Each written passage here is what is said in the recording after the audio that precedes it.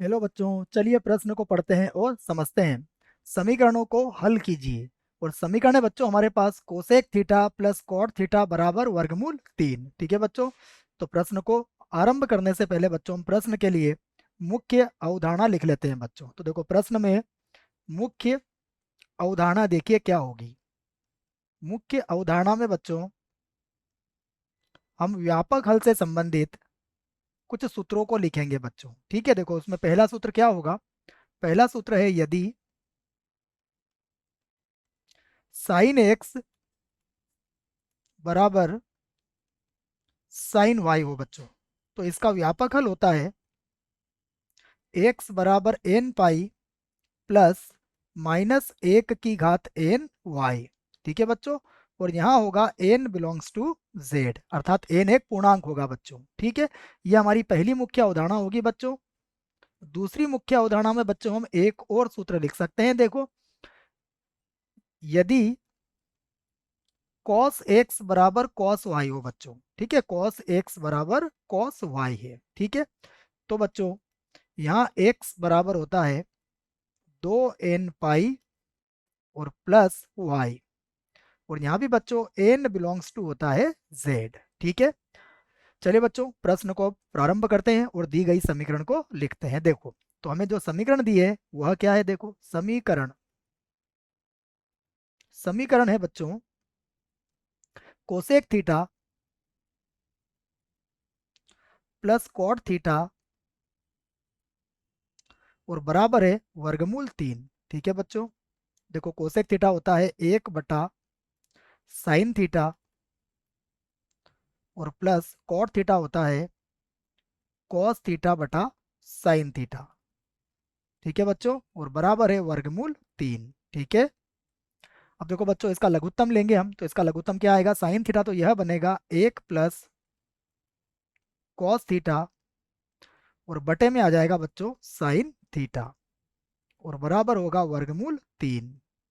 ठीक है बच्चों, तो यहाँ से देखो बच्चों साइन थीटा को आप गुणा कर सकते हो, तो यह बन जाएगा 1 प्लस कॉस थीटा बराबर वर्गमूल 3 साइन थीटा।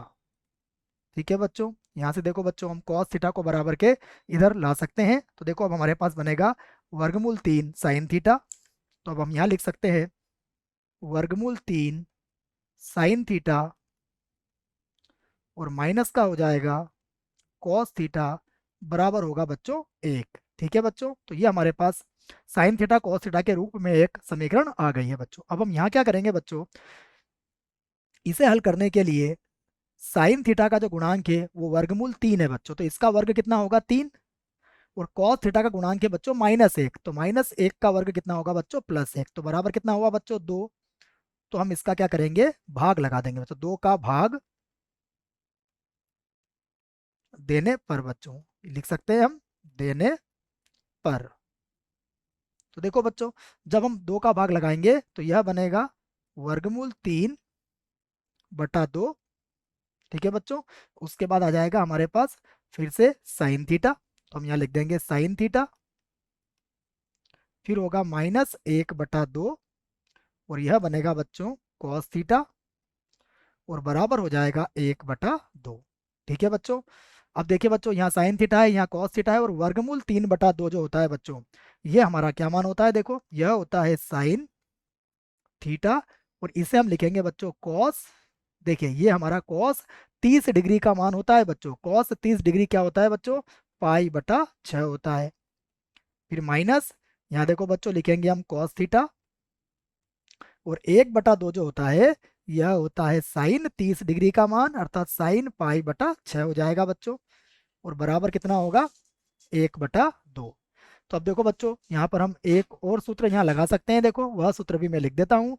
सूत्र क्या है हमारे पास, सूत्र होता है हमारे पास साइन ए कॉस बी, उसके बाद माइनस कॉस ए और साइन बी बच्चों। ठीक है, यह किसके बराबर होता है, यह बराबर होता है साइन ए माइनस बी के बराबर बच्चों।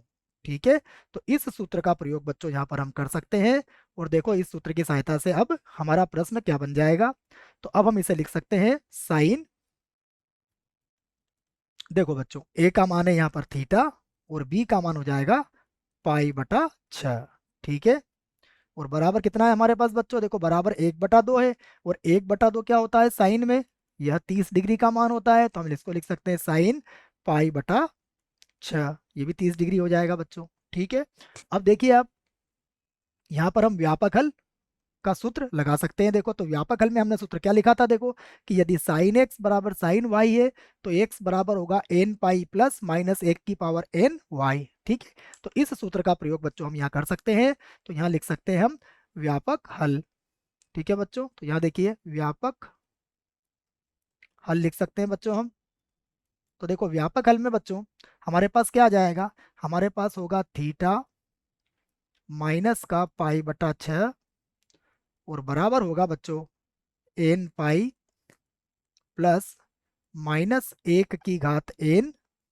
और देखो बच्चों y का मान कितना है हमारे पास, y का मान है हमारे पास पाई बटा 6 है बच्चों। ठीक है। देखो बच्चों, अब यहाँ से जो माइनस का पाई बटा 6 है इसे भी हम बराबर के इधर ले जाते हैं।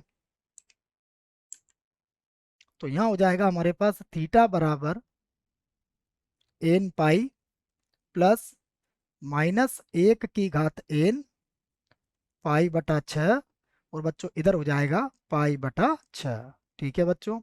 अब देखो बच्चों, हमें दो स्थितियां यहाँ पर लेना पड़ेगी। पहली स्थिति में हम लिखेंगे कि यदि यदि n बच्चों क्या हो, विषम हो। ठीक है बच्चों, हम लिख सकते हैं यदि n क्या हो, विषम हो। देखो बच्चों, अगर n विषम होगा तो क्या होगा, वो तो कर सकते हैं हम तो, या फिर तब भी लिख सकते हो आप। ठीक है। तो देखो थीटा बराबर क्या होगा, थीटा बराबर होगा एन पाई। और देखो बच्चों, अगर ये विषम हुआ तो ये माइनस का हो जाएगा, तो ये होगा माइनस पाई बटा 6 और ये बन जाएगा प्लस पाई बटा 6। ठीक है बच्चों।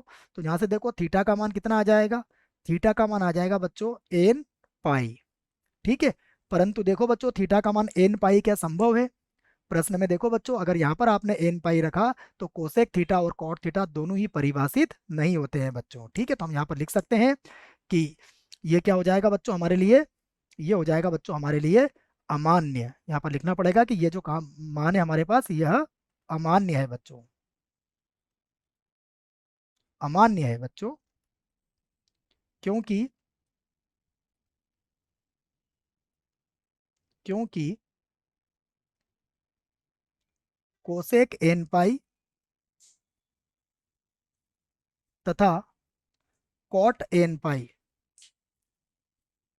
क्या है बच्चों, परिभाषित नहीं है। यहाँ लिख सकते हैं हम परिभाषित नहीं है, परिभाषित